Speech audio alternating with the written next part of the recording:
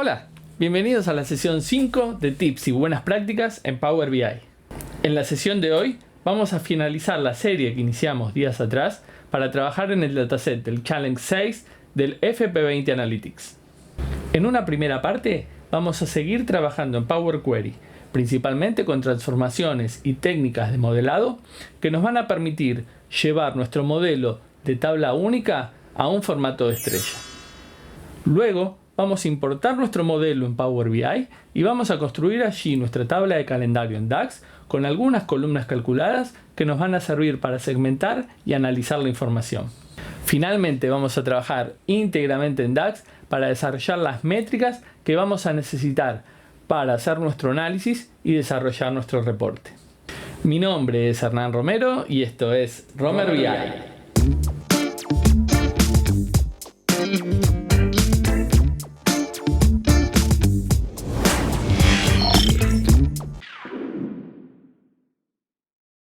Bien, para la sesión de hoy entonces vamos a arrancar donde dejamos nuestro archivo. Yo lo único que agregué es un tipo cambiado para esta última columna. Lo vamos a necesitar que esté como texto. Y a partir de aquí lo que vamos a tener que trabajar es en normalizar toda esta única tabla que tenemos para poder llevar este modelo de tabla única a un modelo de estrella. Para eso vamos a tener que determinar cuáles son los distintos atributos que tenemos en esta tabla para poder separarlos en tablas aparte. Esas tablas van a tener este mismo origen que tiene nuestra tabla de hechos, solamente que nos vamos a quedar con algunas columnas. Entonces para eso vamos a tener que duplicar esta consulta, pero ya no vamos a necesitar todos estos pasos de transformación que teníamos, ya que las métricas se van a quedar en nuestra tabla de hechos. ¿Sí? Como vamos a separar solamente los atributos, entonces todo el trabajo de métricas lo podríamos eliminar perfectamente. Y para eso, y para hacerlo más rápido, vamos a venir acá al editor avanzado y me voy a quedar solo con los pasos primeros hasta el filtro que habíamos hecho y borrar todo lo demás. Tengan cuidado cuando usan este editor avanzado, ya que es muy fácil hacer lío. Los últimos dos pasos los vamos a necesitar porque son las columnas que habíamos armado para ver si esto tenía reembolso o no, con lo cual yo creo que podemos borrar todo eso y tenemos que hacer que el paso de origen de este sea el anterior. Muy bien, todo funciona, así que estamos bien. Esta consulta simplificada yo la voy a duplicar algunas veces más porque vamos a necesitar varias tablas de atributos o de dimensión en nuestro modelo. Yo creo que hasta ahí vamos a estar bien. Y para la primera vamos a ver cuáles son los atributos que nos vamos a quedar.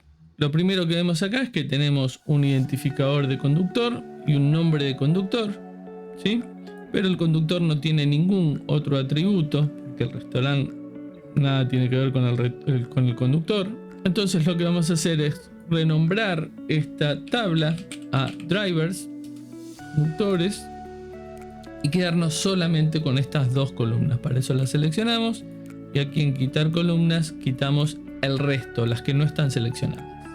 Bien, con esto aparentemente ya tendríamos nuestra tabla de atributos para conductores, pero lo que tenemos que tener cuidado es que como esto sale de la tabla de hechos, vamos a tener conductores repetidos, porque estos conductores pudieron completar más de una orden, con lo cual como nosotros tenemos un identificador, basta con seleccionar la columna del identificador, quitar las filas duplicadas en base a este identificador y ahora sí, fíjense que tenemos más de 199, vamos a ver si las podemos contar.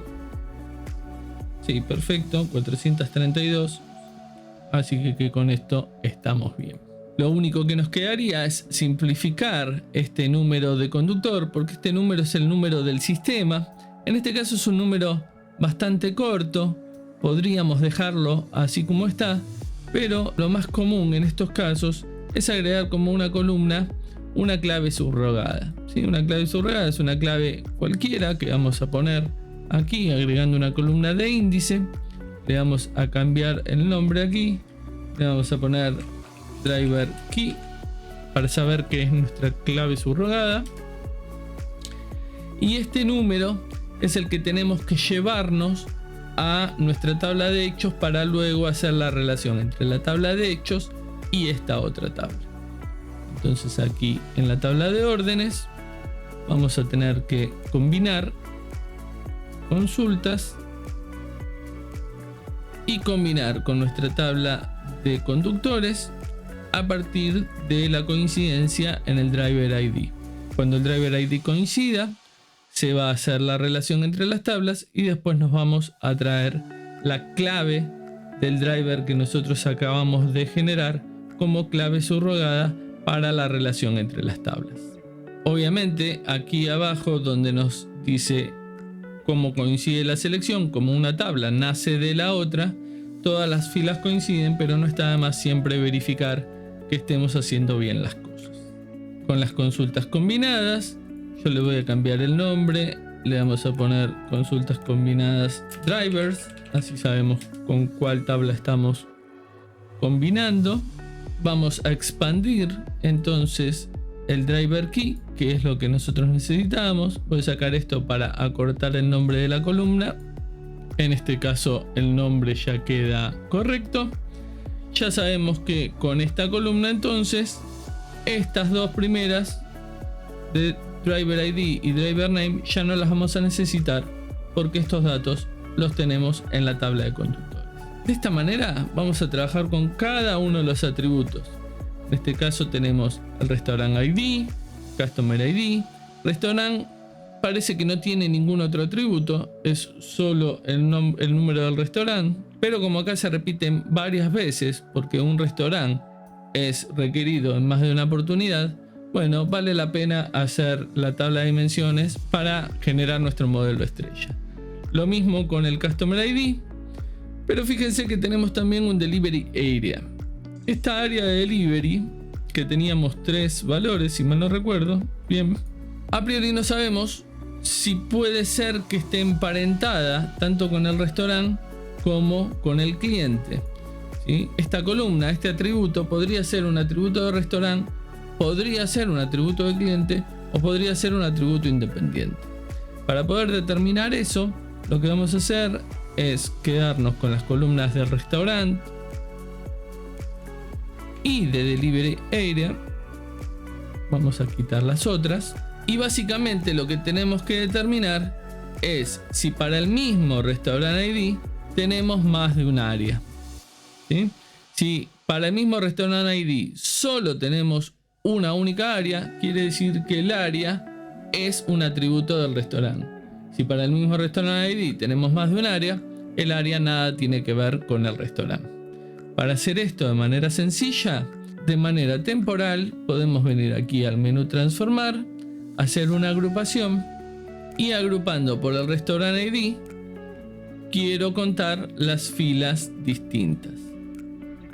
Esto lo que va a hacer es una tabla donde el restaurant ID va a estar una única vez porque es el elemento de agrupación. Fíjense que tenemos 408 filas, son 408 restaurantes y va a contar las veces que encontró un nombre distinto en la columna de áreas. En este caso, cada restaurante entregó a las 3 áreas, con lo cual las áreas no es un elemento que dependa del restaurante. Esto lo podemos quitar. Vamos a modificar nuestro paso de columnas quitadas y vamos a sacar las áreas porque nada tienen que ver con el restaurante. Con esto listo, no nos olvidemos de quitar las filas duplicadas. Volvemos a tener los 408 restaurantes que teníamos cuando habíamos hecho la agrupación. Lo único que quedaría es ponerle un nombre a esta consulta, restaurants, crear nuestra clave subrogada como restaurant key y tal como hicimos antes, llevarnos a nuestra tabla de hechos el ID del restaurante, la clave del restaurante que acabamos de crear a partir del ID. Para eso volvemos a combinar. Ahora con restaurants. Y a partir de la coincidencia en Restaurant ID me voy a traer luego la clave. Volvemos a verificar que todo coincida de buena manera. Cambiamos nuestro nombre de paso y expandimos para traernos la clave subrogada. Con esto listo, ya el Restaurant ID lo podríamos borrar de acá porque tenemos la clave subrogada que nos une contra esta tabla. Y vamos a hacer exactamente lo mismo con los clientes, incluyendo la comprobación. Lo voy a hacer rápido.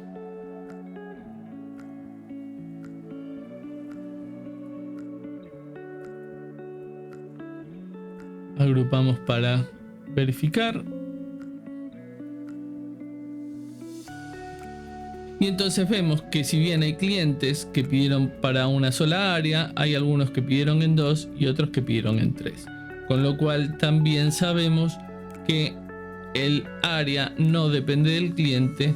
Vamos a quitarla de esta tabla y trabajar de la misma manera que hicimos con los restaurantes. En este caso, como los números de clientes son mucho más largos, vale la pena mucho más hacer las claves subrogadas.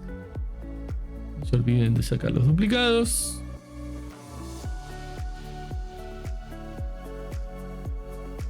Agregamos el índice. Cambiamos el nombre de la consulta. Y llevamos a la tabla de órdenes la clave subrogada de clientes. Voy a cruzar con Customers a partir del Customer ID para traerme la clave de cliente a mi tabla de hechos. Verificamos que todo cruce perfectamente. Cambiamos el nombre de la consulta y expandimos con la clave subrogada. Para lo que nos queda, vamos a trabajar de una manera levemente diferente. Nos quedaría el Delivery Area, que en este caso tiene solo 3 valores. Nos quedaría si el pedido fue urgente o no, con 2 valores, yes or no. Y la que habíamos creado nosotros, si tenía un reembolso, yes or no. Siguiendo los pasos que estábamos haciendo, estaríamos creando 3 tablas más para estas dimensiones que tienen realmente muy pocos valores. Si yo sé que el Delivery Area puede llegar a crecer y puedo tener 10, 20, 50, 100 áreas de entrega, entonces sí valdría la pena ponerla en una tabla separada. Pero en este caso, como tenemos 3 y es para este ejercicio y quiero mostrar esta técnica, entonces lo vamos a incluir todo junto con las otras dimensiones. Esta técnica es lo que se llama en inglés Junk Dimension o dimensiones basura y se utiliza cuando en una tabla de hechos tenemos 2, 3, 4, n columnas con pocos valores cada una. Entonces, en lugar de crear una tabla de dimensión para cada una de ellas y tener muchas tablas en nuestro modelo, se crea una única tabla para la combinatoria de valores. En este caso vamos a agarrar una de estas. Vamos a ponerle como nombre Other Attributes para saber que ahí vamos a tener todos los otros atributos del modelo y nos vamos a quedar con el Delivery Area, el ASAP y el Has Refund que teníamos por acá.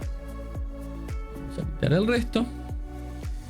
Y lo que tenemos que tener en cuenta aquí es que antes de eliminar los duplicados, tenemos que seleccionar todas las columnas para que los duplicados se eliminen como una combinación de los 3 valores. Una vez seleccionadas las 3 columnas, vamos a quitar las filas duplicadas. Y lo que va a pasar es que vamos a tener 12 valores diferentes. Estos 12 valores surgen de las combinatorias de los distintos valores de las distintas columnas, que no es ni más ni menos que la multiplicación entre esos valores. La primera columna tenía 3 valores, la segunda columna tenía 2 valores y 2 valores tenemos 3 por 2, 6 por 2, 12. Ese va a ser el valor de máxima. Si en nuestra tabla de hechos existiera algún hecho que no tiene ninguna de estas combinaciones, entonces van a ser 12 o menos. Una vez que tenemos todas las combinaciones posibles entre estas tres columnas, los siguientes pasos son exactamente iguales. Agregamos una columna de índice para cada una de estas combinaciones. Vamos a ponerle chunk key. Total, después este nombre va a quedar invisible para el usuario. Y lo único que queda es llevar a nuestra tabla de pedidos esa nueva clave subrogada a partir de la combinación de valores. Para combinar con esta nueva tabla, también tenemos que tener en cuenta que va a ser levemente diferente, porque aquí la combinación se va a tener que dar por la coincidencia de los tres valores que tiene en este caso la tabla. Entonces para eso vamos a tener que seleccionar el área y con el control apretado seleccionar la columna de ASAP y finalmente con el control apretado seleccionar la otra columna. Fíjense que aparecieron unos numeritos, es el orden en el que fuimos apretando las columnas en la tabla de arriba.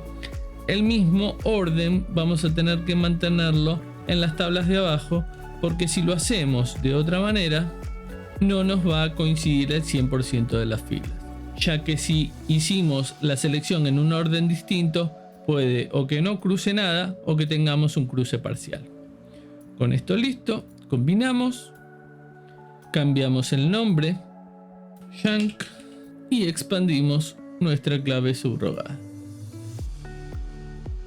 Entonces fíjense que por ejemplo las tres primeras filas tenemos un número 1.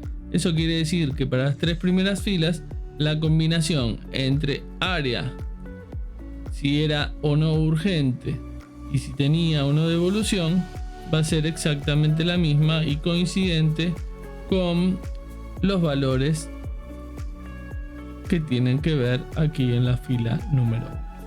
¿Sí? Entonces con esto ya no vamos a necesitar esta otra tabla que habíamos duplicado antes, porque con 4 tablitas resolvimos lo mismo que íbamos a resolver con 6 tablas. En este caso nos ganamos no tener que llevar al modelo 2 tablas extra. Finalmente, y antes de ponerme a limpiar nuevamente las columnas que no voy a llevar al modelo, vamos a ver un trabajo adicional para hacer con las fechas y las horas. Tanto las fechas como las horas, los tipos de datos son de fecha hora, por más que yo lo muestre de una manera parcial, ¿sí? Por atrás esta fecha tiene la hora 000000 y por detrás esta hora tiene una fecha del 1900, la verdad no me acuerdo cuál es el día, pero tiene una fecha número 0 o número 1 con la hora, entonces solo se muestra la hora. Esos tipos de datos tienen un determinado peso que en los millones de registros que podríamos tener en una tabla de hechos, bueno, tienen un tamaño considerable. Además, la columna de fecha es la que se va a unir luego con nuestra tabla de calendario que tenemos que crear en DAX a través de la clave de la fecha. Si bien la relación fecha con fecha va a funcionar sin ningún problema, es más óptimo hacer la relación entre tablas por números enteros, los cuales también ocupan menos espacio. Entonces, una manera de hacer esto es codificar la fecha, que aquí está en formato fecha, a un número entero, que por lo general, en lugar de armar una clave subrogada cualquiera, se hace una codificación de 4 dígitos para el año, 2 dígitos para el mes, 2 dígitos para el día, en ese orden. Para hacer eso, y suponiendo que no recuerdo cuáles son las fórmulas en M, hay una forma bastante útil de agregar una columna a partir de los ejemplos. Lo ideal es tener seleccionada la columna sobre la que yo voy a trabajar y darle aquí donde dice a partir de la selección para saber que los ejemplos van a estar basados en esta columna. Esto nos abre este nuevo cuadro de diálogo donde fíjense que solo la columna date está seleccionada y en esta columna 1 vamos a ponerle el nombre date key. Esta es la columna que vamos a agregar Y lo único que tenemos que hacer es empezar a escribir un ejemplo para esta fecha. En este caso vamos a darle doble clic y escribir 2019 12 31. Al darle enter, fíjense que esto no hizo nada. Quiere decir que todavía Power BI no se da cuenta qué es lo que queremos hacer a partir de estos valores. Por detrás hay algunos algoritmos de Machine Learning que tratan de identificar patrones entre lo que nosotros escribimos y los valores de la tabla para darse cuenta con qué función de M podría tener el mismo resultado. Esto es bastante potente, por lo general funciona, pero hay veces que, bueno, no se da cuenta qué es lo que queremos hacer o no lo puede armar fácilmente en una función M y hay que tratar de hacerlo manualmente. Pero fíjense que con un segundo ejemplo, 2020 0101, ya cuando le doy enter me aparecen el resto de los valores que ya precalculó de manera automática considerando los dos primeros ejemplos. Lo que tengo que hacer aquí es ir verificando que los valores estén ok, e incluso tengo aquí, fíjense, la función en M que me generó automáticamente Power Query para transformar la columna de fecha en esta columna numérica. Fíjense que leyéndola se entiende bastante bien, se está haciendo una combinación, sería una concatenación entre la extracción del año, la extracción del mes, la extracción del día. Vamos a darle a aceptar, pero lo que podemos hacer es simplificarlo un poco, sacar la combinación. Fíjense que esto tiene llave, paréntesis y llave. Voy a sacar el paréntesis y la llave final y me voy a quedar solo con una de estas funciones, date to text. Vamos a sacar el resto y lo único que tengo que hacer acá es en este literal decirle, bueno, quiero 4 para el año, 2 para el mes va en mayúscula, la M minúscula es el minuto, y 2 para el día. Entonces fíjense que con un único paso, con una sola función, ya tengo el mismo resultado. Lo único que tengo que ver es que me lo puso como texto. Después vamos a cambiarlo también a número, no nos tenemos que olvidar de eso. Algo parecido vamos a hacer con las horas. Esto está en formato de hora, pero acá lo que puedo hacer directamente a partir de una transformación dentro de hora, puedo extraer la hora de esta hora, valga la redundancia. El tema es que cuando yo extraigo la hora me la va a extraer como un número entero, ¿sí? Entonces 19 horas va a ser 19, 12 va a ser 12, etc. En este caso ya sí me lo detecta como un entero, así que lo único que tendríamos que cambiar es este. Vamos a ponerle un tipo cambiado a número entero. Vamos a cambiar finalmente el nombre de esto a clave de fecha para saber qué es lo que hicimos. Y ahora sí, estamos listos para seleccionar las columnas que nos vamos a llevar a nuestro modelo. Para eso, desde elegir columnas, vamos a quitar todo y vamos a seleccionar. Bueno, esto depende de la clave del conductor, del restaurante, del cliente. Esto lo tenemos con los atributos basura. Vamos a seleccionar el subtotal, todos los montos que teníamos por acá. El monto reembolsado también, porque podría llegar a sacar un promedio de eso. Todos los delays que precalculamos en la sesión anterior. La fecha ya no la necesito porque tengo el date key. La hora sí. Si tiene o no refund tampoco, porque lo tengo dentro de esta clave subrogada. Así que con las claves subrogadas que me llevan a las distintas tablas, ya vamos a tener el resto de la información que quitamos de esta tabla de hechos. De esta manera nuestra tabla de hechos nos queda mucho más simple, solo llena de números, ya sea porque son métricas o porque son claves subrogadas que nos llevan a las otras tablas, o la clave de fecha, que en este caso nos llevará a la tabla de calendario que vamos a crear luego con DAX. Si nosotros vemos el peso de este modelo así como está, con esta tabla de hechos totalmente transformada y nuestras tablas maestras de atributos, vamos a ver que el peso de este archivo es mucho menor al peso del archivo original. lo cual nos hace un modelo mucho más eficiente para trabajar con Power BI. Vamos a cerrar y aplicar.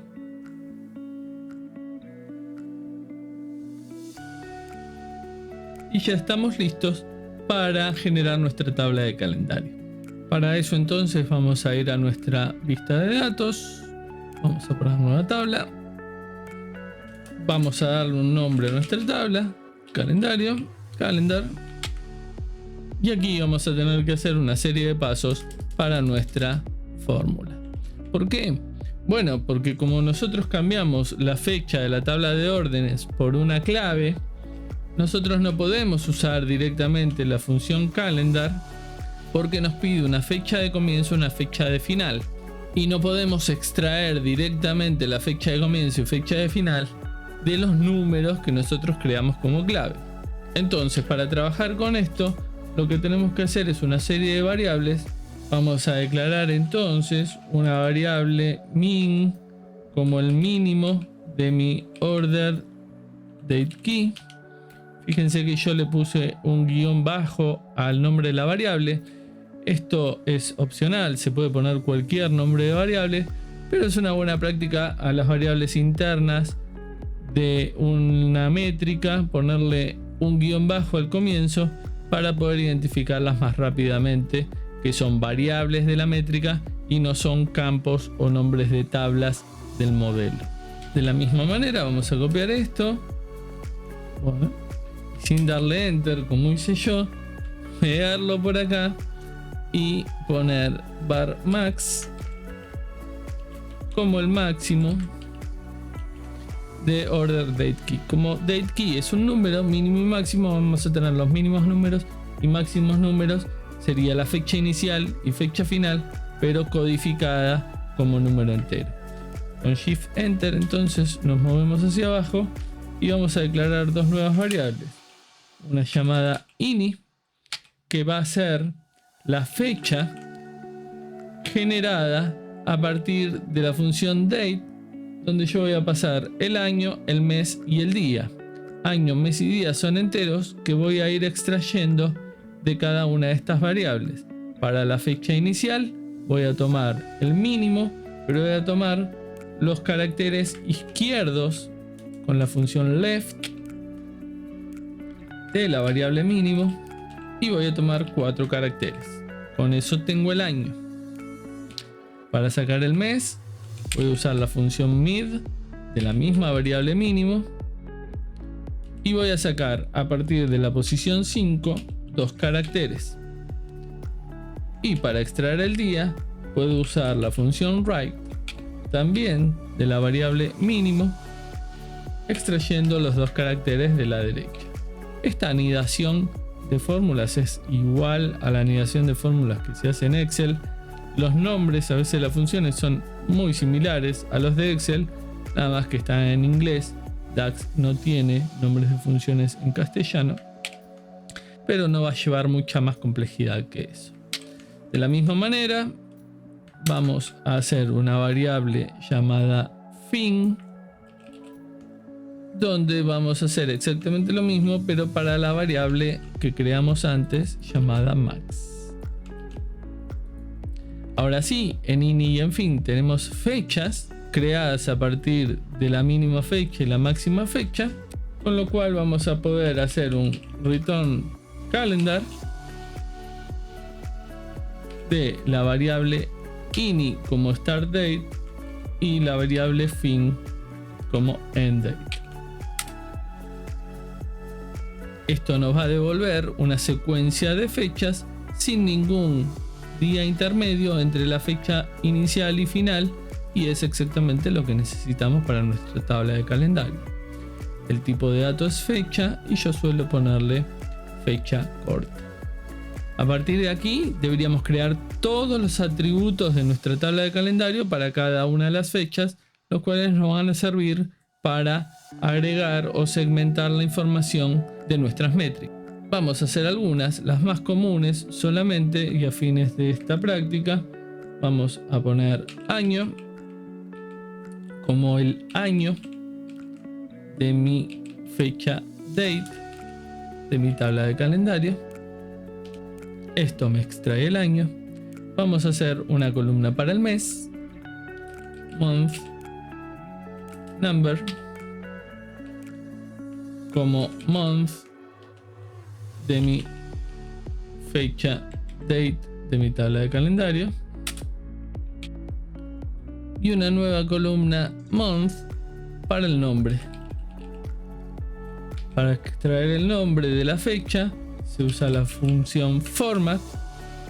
El valor es mi fecha date de la tabla de calendario. Ojo acá, no usar el número del mes, es la fecha a la cual yo le voy a extraer el mes en forma de texto, y el formato van a ser 3 M mayúsculas para tener el mes corto: diciembre, enero, febrero, etc. Si yo quisiera el mes largo, lo puedo poner con 4 M's, ¿sí? Vamos a quedarnos con el corto. Y lo que puedo hacer es ponerlo, forzarlo en inglés. Acá me está tomando el idioma de mi sistema operativo. Para esto, en este último parámetro, local name, el cual es opcional, vamos a usar el literal inglés Estados Unidos. Entonces de esa manera usamos mes corto en inglés siempre, independientemente de dónde corra este reporte. Otra cosa que tenemos que hacer con el mes es que, como estos son literales, son strings, se ordenan alfabéticamente. Para evitar que se ordenen alfabéticamente y se ordenen según el mes en el que estamos, lo que tengo que hacer es, con la columna seleccionada de mes, decir que esta columna se va a ordenar según la columna month number, ¿sí? Y es por eso que la creé, para darle orden a esta otra columna. En mis tablas de calendario yo suelo hacer también una columna de periodo, ¿sí? Donde incluyo el formato de la fecha como 4 para el año, guión 2 para el mes. Esto me ayuda muchas veces para no tener que estar concatenando el año y el mes, ¿sí? Porque si yo veo un gráfico por mes, bueno, en enero se mezclan todos los eneros, en febrero se mezclan todos los febreros. Sin embargo, este campo de periodo me ayuda a poder tener una serie larga de tiempo, dependiendo de la cantidad de años que tenga, por supuesto. Y para este desafío en particular, como estamos hablando de delivery, bueno, puede ser que el día de la semana en la que me piden delivery tenga alguna incidencia en la cantidad de pedidos o en la cantidad de tiempo que yo demoro. Entonces vamos a hacer 2 más para guardar el día de la semana.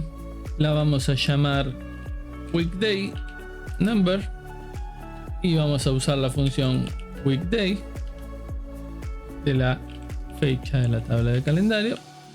Y finalmente weekday a secas para tener el nombre también con la función format, la fecha de la tabla de calendario. Y aquí el formato, vamos a usar un formato corto, es con 3 Ds. Si fuera el formato largo del día de la semana es con 4 Ds. Y también en inglés de Estados Unidos. Lo único que tengo que tener en cuenta es que weekday, fíjense que me está trayendo 1 para el domingo, 2 para el lunes. Si yo quisiera que el 1 sea el lunes, voy a tener que modificar acá con el parámetro opcional que tiene weekday, donde puede elegir entre 1, 2 o 3. Esto es, depende de lo que yo selecciono, el día en el que empieza la semana. Creo que con 2 va a ser que los lunes sean el número 1, perfecto. Entonces de esa manera me queda la semana ordenada de lunes a domingo, que es como la quiero ver. Finalmente, en weekday vamos a decirle que nos ordene esta columna por el weekday number, así no tenemos el problema en que nos lo ordena alfabéticamente.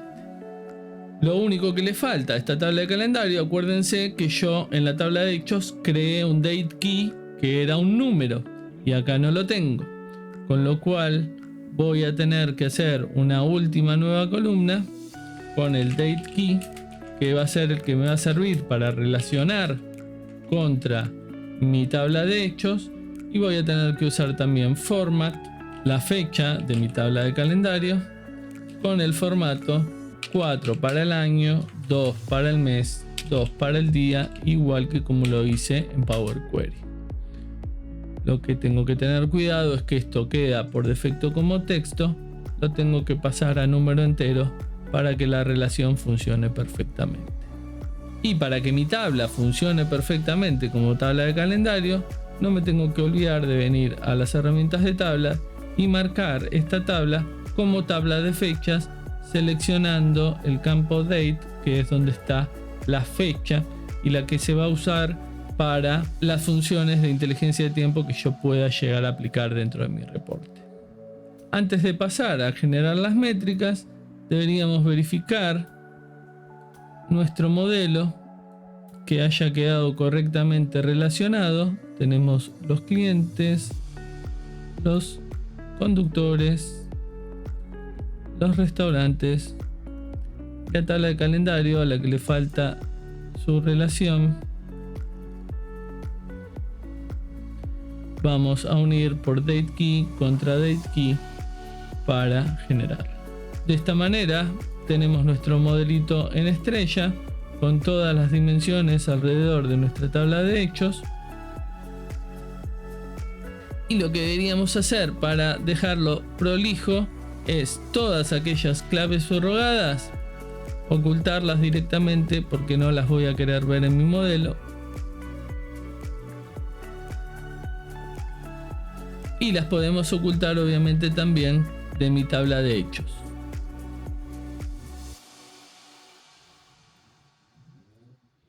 De esta manera ya tenemos todo listo y un modelo mucho más limpio y ordenado para poder generar nuestras métricas. Con el modelo ya listo, podemos hacer la verificación de cuánto está pesando en memoria este modelo. Podemos venir aquí a herramientas externas. Yo tengo instalado el DAX Studio y dentro de la solapa avanzado podemos ver las métricas y verificar exactamente el tamaño en memoria de las distintas tablas, ¿sí?, que generamos. O podemos ver también un resumen donde tenemos el peso total en memoria de 1,89 megabytes. Yo acabo de abrir el modelo tal y como lo importamos sin hacer ninguna transformación. Y fíjense que si bien tenemos nuestro CSV original, tenemos un montón de tamaño, 11 megabytes, con un montón de columnas, principalmente las de tiempo y hora, que eran las que decíamos que tenían mucha cardinalidad, ¿recuerdan? Bueno, estas son las más pesadas del modelo y son todas las que nosotros reemplazamos y transformamos para hacerlas más sencillas y con menos cardinalidad. Fíjense, el tamaño total del modelo son 10,82 megabytes, o sea, reducimos el modelo casi 10 veces gracias a las transformaciones y a la normalización que hicimos. Entonces, ahora sí podríamos calcular nuestras métricas.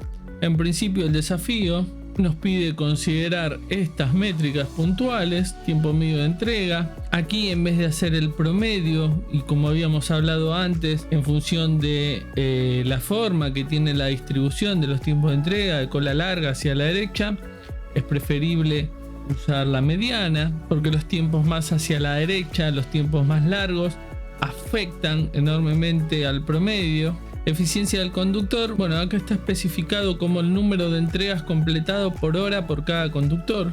Vamos a tener que ver en cada hora de un cierto periodo de tiempo que estemos evaluando cuántas entregas se hicieron en la cantidad de horas que estamos evaluando en un periodo particular. Y eso también abierto por conductor. La tasa de finalización de pedidos tiene que ver con los que se entregan sin reembolso versus el total, no los que... Acá entiendo que esto está mal, ¿sí? Son los que se hicieron con éxito frente al total, no los que se reembolsan, porque si no los porcentajes no sumarían un 100%. El promedio de propina lo podemos calcular sin ningún problema, tenemos la columna para eso. Y la hora pico de pedido la podemos ver directamente en la distribución como lo habíamos hecho antes. Con esto entonces nosotros ya teníamos una métrica de cantidad de órdenes, ¿sí? Lo que voy a hacer es armar rápidamente una carpeta de métricas, ¿sí?, para nuestro modelo. Para eso creo esa tabla vacía y al mover la primera métrica a esa tabla de métricas, ya puedo quitar esta columna que se crea automáticamente. Vamos a eliminarla directamente del modelo. Y entonces nuestra carpeta de métricas pasa a ser una carpeta de métricas, queda arriba en nuestro modelo y cambia el icono también. Y vamos a crear el resto aquí. Yo voy a ir agregando algunas tarjetas para ir viendo los resultados y ver que sean coherentes a lo que estamos queriendo calcular. Esta es la cantidad total de órdenes. Esta cantidad total de órdenes la vamos a usar. Bueno, ya lo usamos para armar esta distribución, ¿sí? Y ver cuál es la hora a la que tenemos más pedidos. En este caso son las 18 horas. Podemos aquí poner algún elemento visual que nos permita ver esto de mejor manera, ¿sí? Podríamos hacer un formato condicional para pintar la barra de color, etcétera. O incluso podríamos hacer una medida que nos indique cuál es la hora a la que tuvimos la mayor cantidad de pedidos. Para hacer esa métrica, antes de trabajar con una nueva medida, a mí me gusta ver el paso a paso de cómo se va componiendo la métrica, con lo cual voy a ir aquí a la vista de tablas y voy a crear una nueva tabla para que me permita a mí ver el paso a paso de lo que voy calculando. Vamos a apretar algunos enter con el shift apretado y voy a hacer una variable grupo que me va a dar los distintos valores de hora de mi tabla de hechos. Para eso vamos a poner la función values y vamos a ver los distintos valores de hora de mi tabla de órdenes. Si yo hago un return de esta variable así como está, lo que obtengo son las distintas horas, ¿sí?, que están en mi tabla de hechos. En este caso van a ser desde las 0 hasta las 23 horas. Esto está sin ordenar, a priori no me interesa. Yo a esta tabla debería agregarle una columna. Para eso voy a usar add columns. Vamos a generar una nueva variable que se llame pedidos. Y con add columns le voy a agregar a la tabla grupo una columna llamada cantidad, ¿sí? Y así como a las variables le poníamos un guión bajo, a las columnas que se generan a partir de fórmulas en DAX, por lo general se le pone este arroba para saber que son columnas de la métrica y no columnas del modelo. Y la expresión que vamos a usar acá es la misma métrica que yo ya tengo, cantidad de órdenes. Fíjense que uso una métrica. Al usar una métrica, esto no voy a tener problemas, pero add columns tenemos que tener en cuenta que es una función de iteración.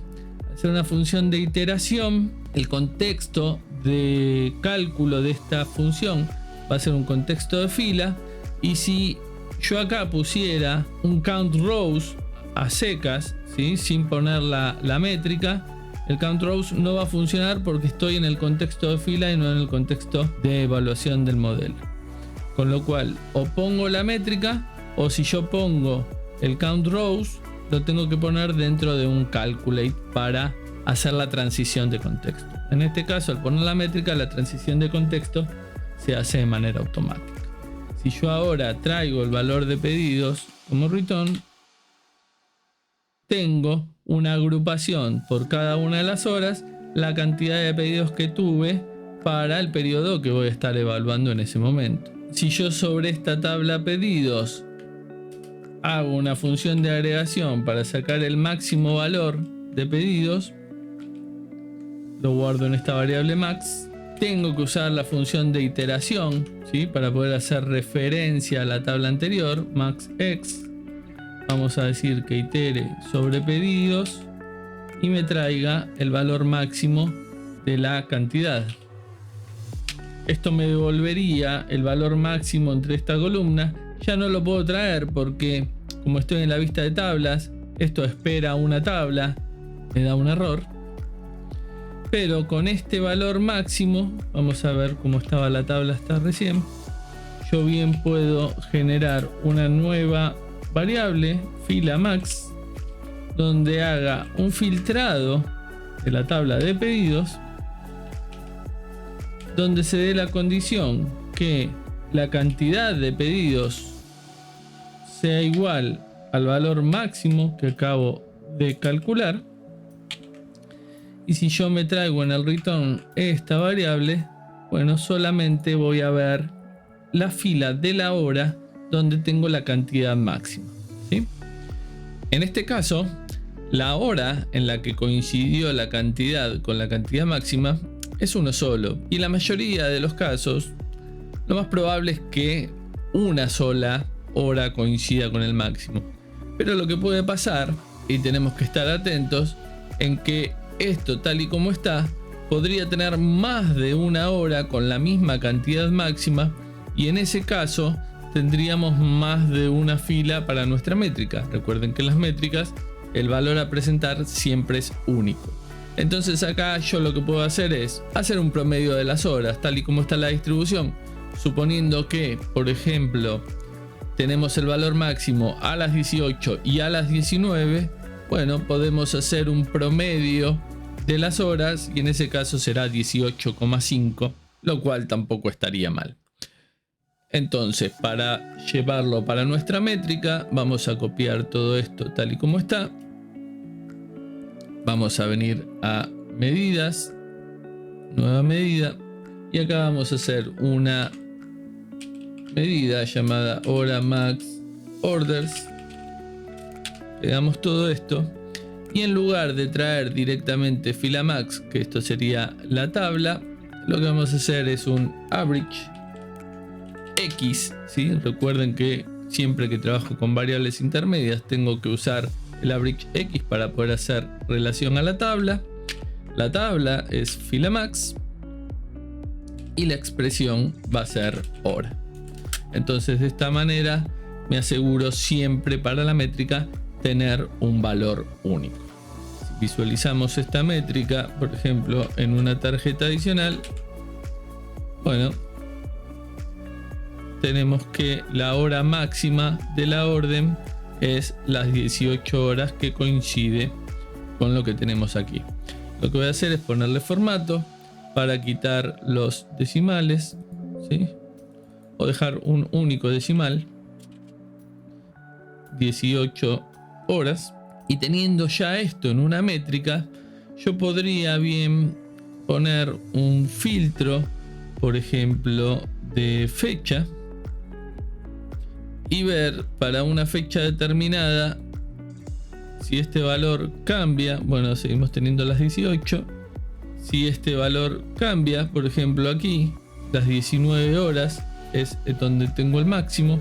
Esta distribución es distinta justo en este periodo. Entonces vemos que esto está funcionando bien. Incluso lo que podría hacer es armar un gráfico donde a partir de la fecha visualizar la hora máxima de las órdenes fecha a fecha, ¿sí? Y ver cómo para determinadas fechas esto fue variando, o incluso podría ver si el día de la semana puede tener alguna incidencia en esto.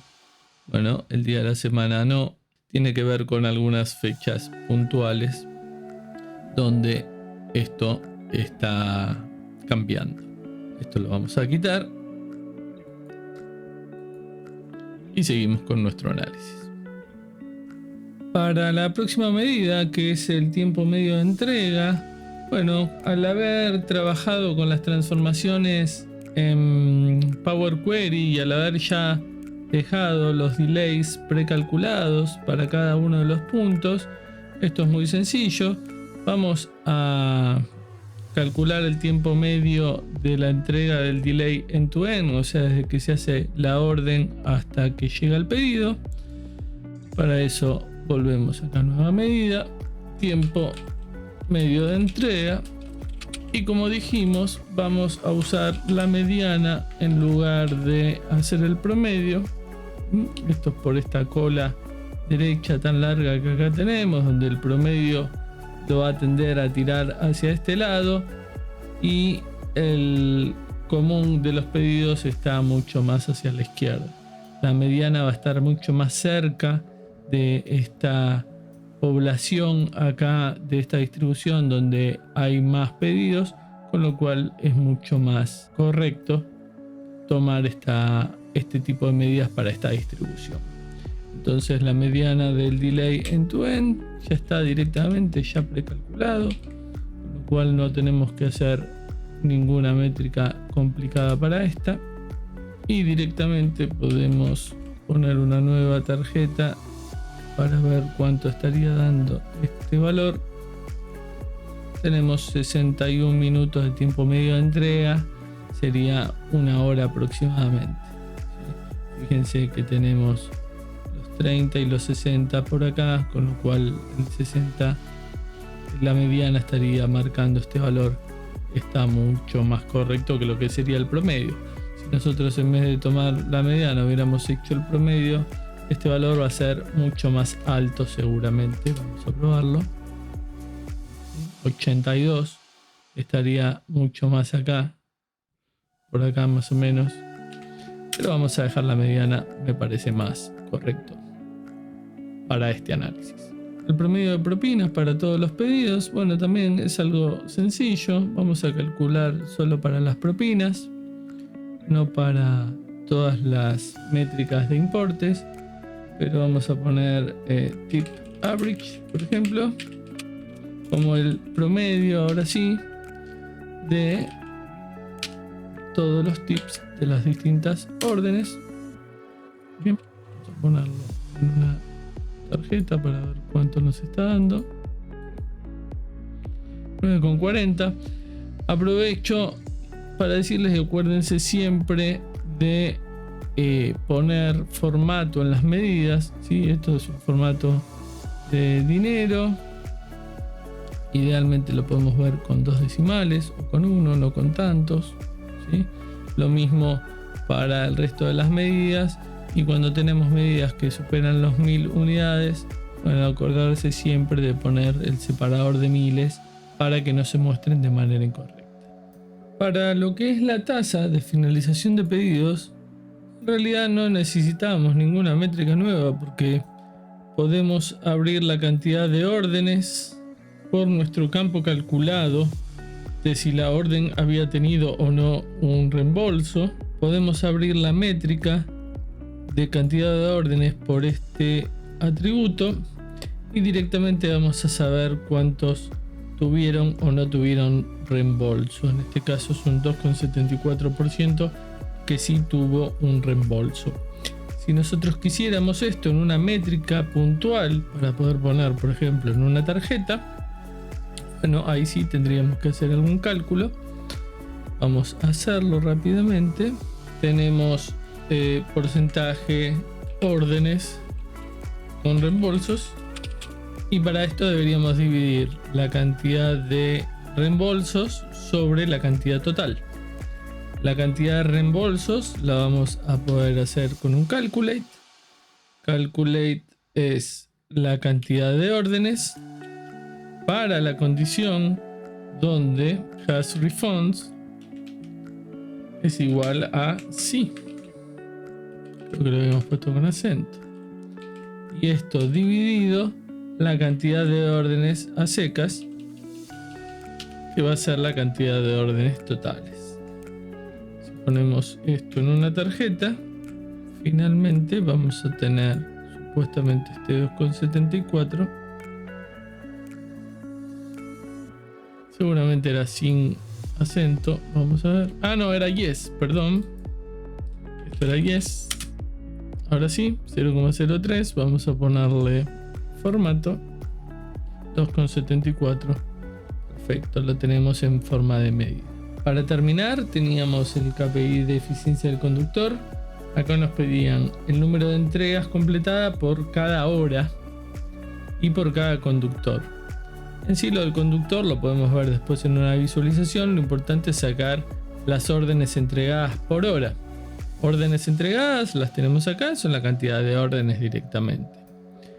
La cantidad de horas en las que se entregaron estas cantidades de órdenes nos las daría las distintas combinaciones de nuestra tabla de pedidos entre fechas y horas, ¿sí? yo trabajé determinadas fechas, trabajé determinadas horas, cada día tiene 24 horas, no sé si tuve entrega de pedidos durante las 24 horas, puede que sí, puede que no, pero de la combinación de fecha y hora van a salir la cantidad de horas totales que se trabajaron en determinado periodo de tiempo. Bueno, si yo divido la cantidad de órdenes entregadas, divido la cantidad de horas que trabajé, tengo la cantidad de órdenes entregadas por hora.